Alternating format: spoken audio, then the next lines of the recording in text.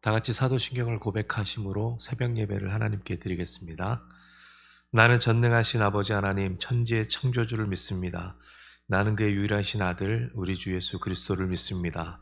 그는 성령으로 잉태되어 동정녀 마리아에게서 나시고 본디오 빌라도에게 고난을 받아 십자가에 못 박혀 죽으시고 장사된 지 사흘 만에 죽은 자 가운데서 다시 살아나셨으며 하늘에 오르시어 전능하신 아버지 하나님 우편에 앉아 계시다가 거기로부터 살아있는 자와 죽은 자를 심판하러 오십니다.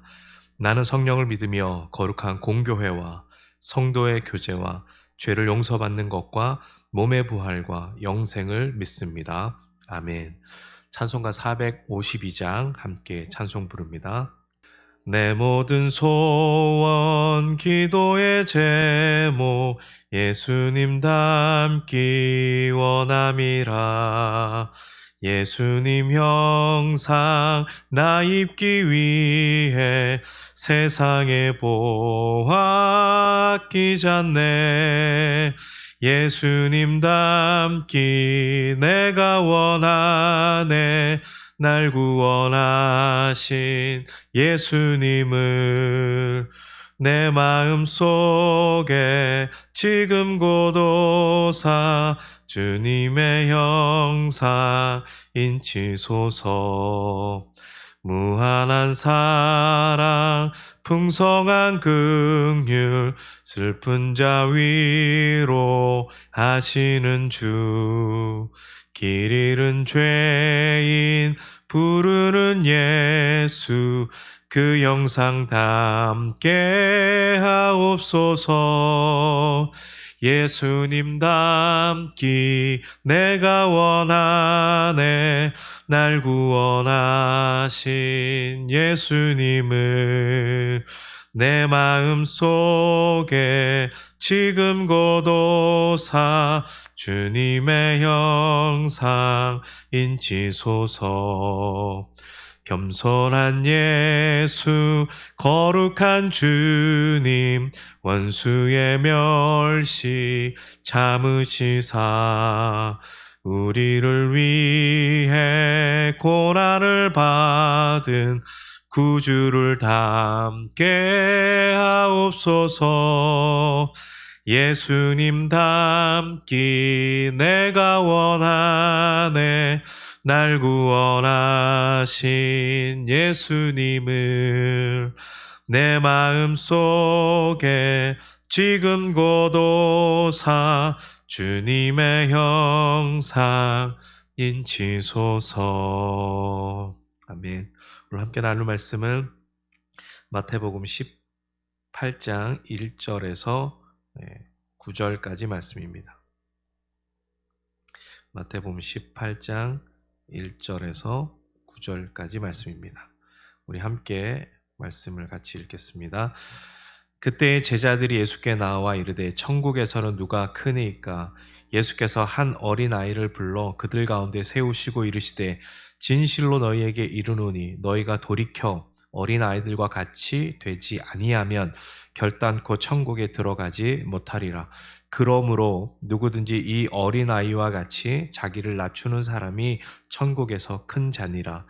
또 누구든지 내 이름으로 이런 어린아이 하나를 영접하면 곧 나를 영접함이니 누구든지 나를 믿는 이 작은 자 중 하나를 실족하게 하면 차라리 연자 맷돌이 그 목에 달려서 깊은 바다에 빠뜨려지는 것이 나으니라. 실족하게 하는 일들이 있으므로 말미암아 세상에 화가 있도다. 실족하게 하는 일이 없을 수는 없으나 실족하게 하는 그 사람에게는 화가 있도다. 만일 내 손이나 내 발이 너를 범죄하게 하거든 찍어 내버리라. 장애인이나 다리 저는 자로 영생에 들어가는 것이 두 손과 두 발을 가지고 영원한 불에 던져지는 것보다 나으니라. 만일 내 눈이 너를 범죄하게 하거든 빼어내버리라. 한 눈으로 영생에 들어가는 것이 두 눈을 가지고 지옥불에 던져지는 것보다 나으니라. 아멘. 요즘 어린아이들, 특별히 유아에 관련된 사건들이 끊임없이 계속해서 일어나고 있습니다. 어떻게 보면 사회에서 가장 연약한 자들, 유약한 자들이 바로 어린아이들, 유아들이 아닌가 싶습니다.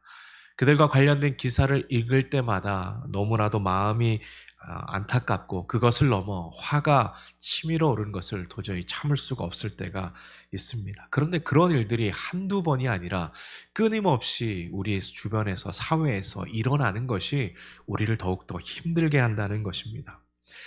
아이를 키우다 보면 귀찮을 때가 있습니다. 내 마음대로 되지 않을 때도 있고 엄마 아빠가 원하는 대로 또 조용히 또 있어야 될 때 그렇게 하지 못할 때가 있습니다. 저희 집도 막내가 있지만 놀다 보면 막 거실을 엄청나게 어질러 놓습니다. 잘 때 또 치워놓으면 그 다음날 또 어질러지는 것이죠. 이것이 굉장히 불편할 수 있지만 그렇다고 그 장난감을 다 치워버릴 수 있을까요? 그렇지 못하다는 것입니다. 왜냐하면 아이에게도 존엄성이 있고 자신들의 미래와 정체성이 있기 때문입니다. 오늘 본문에서는 누가 큰 자인가? 라는 질문이 제자들 사이에서 일어났습니다. 평행 본문인 마가복음 9장과 누가복음 9장에서는 누가 더 큰지 논쟁이 일어났다라고 기록하고 있습니다. 마태복음 17장에 보면은 예수님의 순환 예고에 대한 이야기가 바로 끝나자마자 그들의 생각은 오직 누가 정치적인 메시아로서의 예수님 옆에서 누가 큰 자의 역할을 할 것인가, 거기에만 관심이 있었습니다. 어떻게 하면 예수님의 말씀을 듣고 거기에 합당하게 살고 또 예수님의 십자가 고난을 우리가 준비할 수 있을까라고 생각하는 것보다는 오히려 그들의 관심은 오직 자기들에게만 쏠려 있는 제자들의 어리석은 모습을 우리가 볼 수 있습니다. 예수님의 이러한 말씀에도 불구하고 제자들이 오직 자기들의 안위와 또 위치에 대해서 고민하고 있기 때문에 어쩌면 그들의 마음은 하나님 나라 백성으로서의 마음에서 점점 멀어지고 있었음을 우리는 볼 수 있습니다. 신약 성경이 기록한 헬라어를 보며 몇몇 군데에서는 일부 언어에서는 이 아이라고 일컫는 단어는 남성이나 여성이 아닌 중성으로 쓰는 경우가 있습니다. 그래서 남성, 여성이 아니라 이 아이를 그것이라고 사용하는 문장도 있습니다.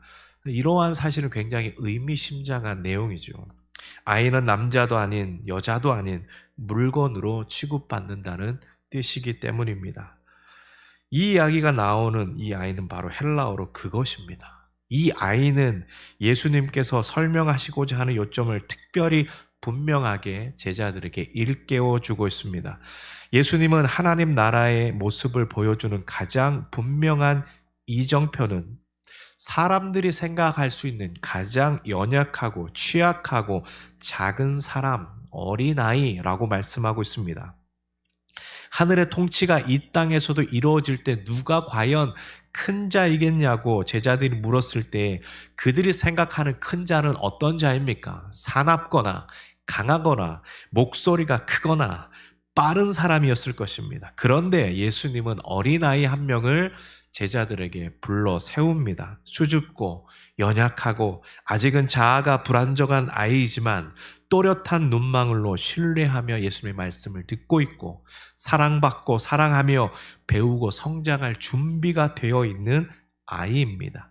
그 사람이 바로 천국에서 큰 자다. 주님 말씀하셨습니다.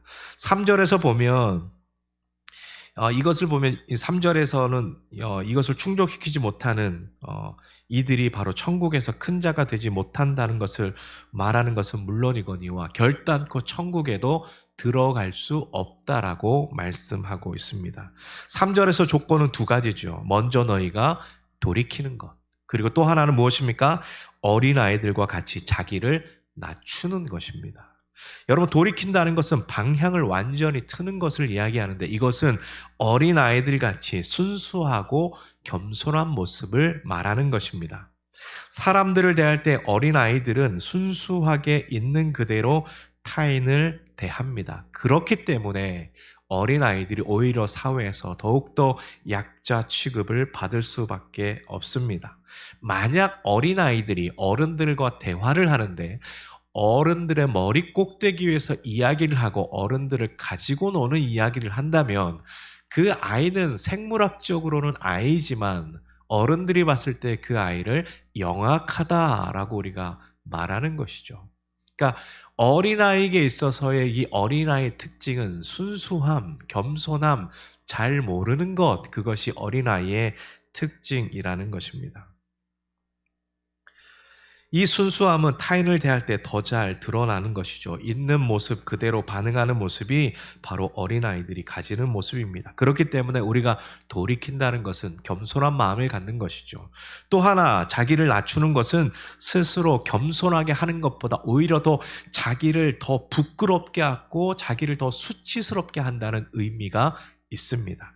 그러니 어린아이 같이 된다는 것은 어른들의 입장에서 보면 도저히 이거는 할 수 없는 일이다 라고 생각할 정도로 정말 미션 임파서블에 해당되는 이야기인 것이죠.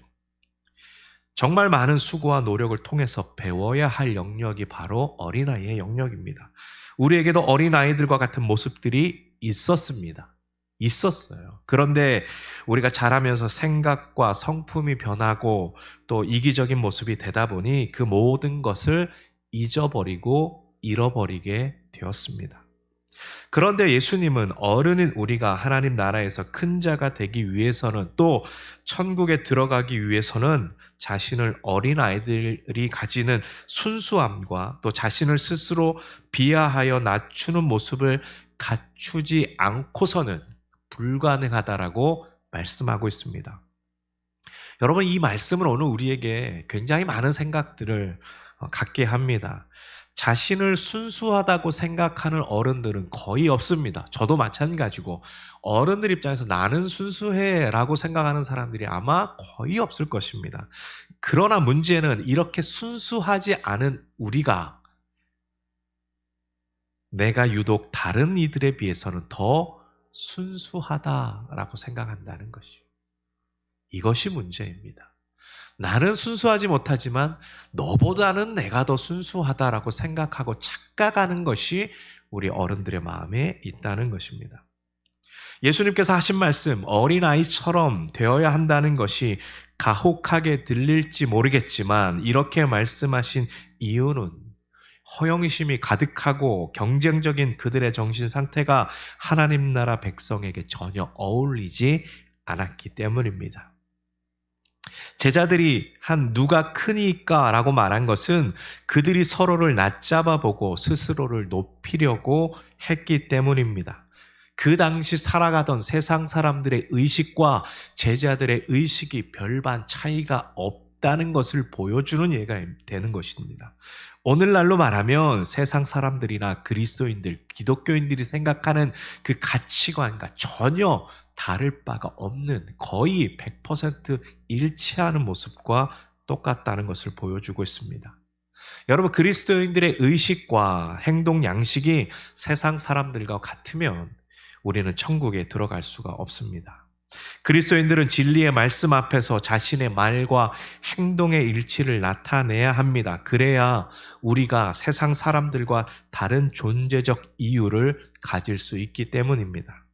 남들이 다 하는 방법대로 회사를 운영하고 남들이 다 하는 방법대로 탈세하며 남들이 다 하는 방법대로 사람들을 속이고 기만하는 그리스도인들은 하나님 나라에 합당하지 않다는 것입니다. 오늘 주님이 우리에게 말씀하고 있습니다. 이 말씀이 오늘 나의 귀를 울려야 합니다. 이 말씀을 듣는 우리의 마음을 힘들게 해야 합니다. 내가 부끄러워야 합니다. 나는 얼마나 하나님의 말씀을 내가 유리한 쪽으로 말했으며 나에게 어려움이 된다면 기꺼이 꺼리낀 적이 얼마나 많습니까? 우리는 정직하게 이 말씀에 반응할 수 있기를 바랍니다.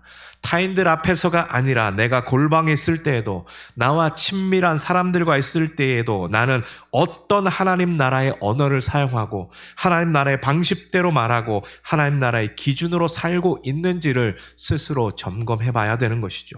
그럴 때 우리는 비로소 하나님 나라에 들어갈 자격을 얻게 되는 것입니다. 어린아이같이 낮아지고 스스로 겸손해져야 됩니다. 겸손한 척은 우리의 마음을 더욱더 병들게 하는 존재가 됩니다. 제자들에게 문제가 되었던 경쟁적 특권 의식은 오늘날에도 여전히 하나님의 공동체에게도 심각한 문제가 될 수 있습니다. 특히 교회 공동체와 신앙의 대의에 대한 열심이 큰 사람일수록 이러한 오류에 취약할 수밖에 없습니다. 그것은 스스로 품은 열심을 다른 공동체원들의 열심과 비교하기 시작하면 이러한 심리가 발달될 수 있기 때문입니다. 누가 더 크냐는 문제에 집중하는 순간부터 우리의 마음은 반드시 누군가는 나보다 작아져야 한다는 논리에 사로잡히게 됩니다. 그래야만 내가 만족을 얻게 되는 것이죠. 이러한 경쟁적인 생각은 아까 말씀드린 바와 같이 세상 사람들의 생각과 별반 다를 바가 없습니다. 어느 정도까지는 내가 인정해 주겠지만 그 이상은 용납할 수 없는 마음을 가졌다면, 여러분 죄송하지만 그런 생각을 가진 분이라면 우리는 하나님 나라에 합당할 수 없습니다. 저도 마찬가지입니다.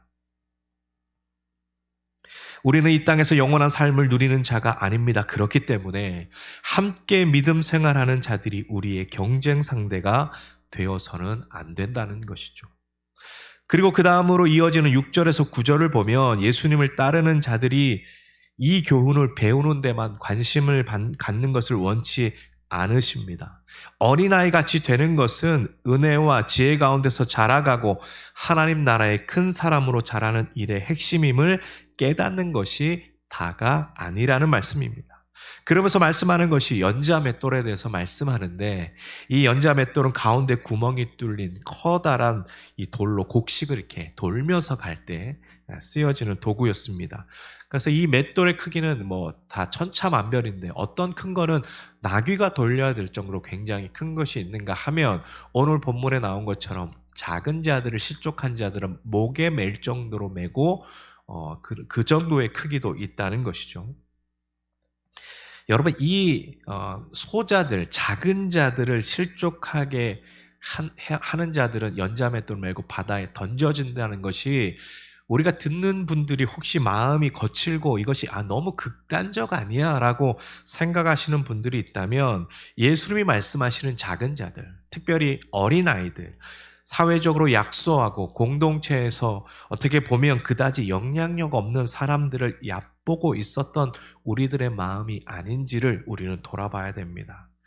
여러분 세상의 방법과 세상의 가치관에서는 이렇게 유약한 자들은 착취의 대상입니다. 그러나 작은 사람 하나를 실족하게 하거나 걸려 넘어지게 하는 것은 다른 어떤 것보다 훨씬 더 심각한 죄임을 예수님은 말씀하고 있습니다.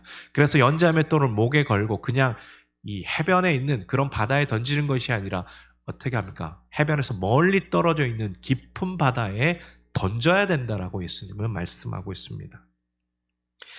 우리가 하나님 나라를 배운다는 것은 이 세상의 실제 악을 우리가 대면하고, 하나님은 그 악을 우리가 싫어하는 것보다 더 싫어하신다는 것을 깨닫는 것입니다. 그것이 하나님 나라를 배우는 것이죠. 예수를 믿는다는 것은 무엇입니까? 나는 왜 예수님을 믿고 있습니까?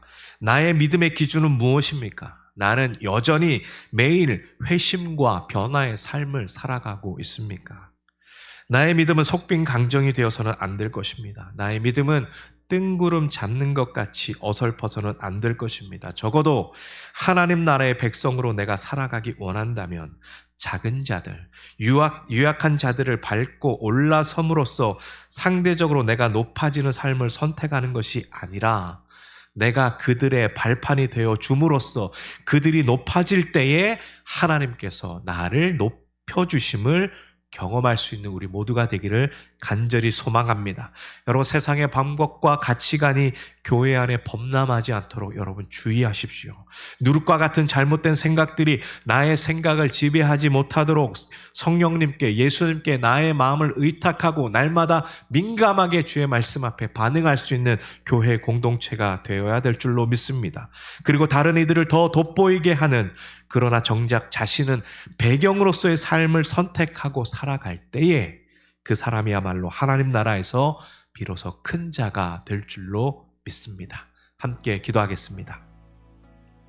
하나님 감사합니다. 우리가 높아지려고 하는 마음, 남들보다 더 뛰어나고 싶어하는 그런 마음들이 있다면 주님 겸손한 마음을 갖게 하여 주시고 돌이키게 하여 주시고 또 하나님 나라에 합당한 삶을 살아가는 저희들의 삶으로 변화될 수 있도록 도와주옵소서.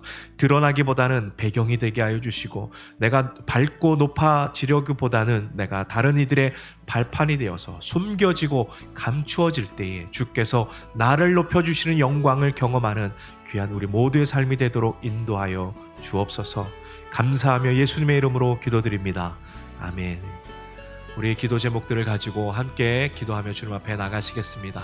기도하겠습니다.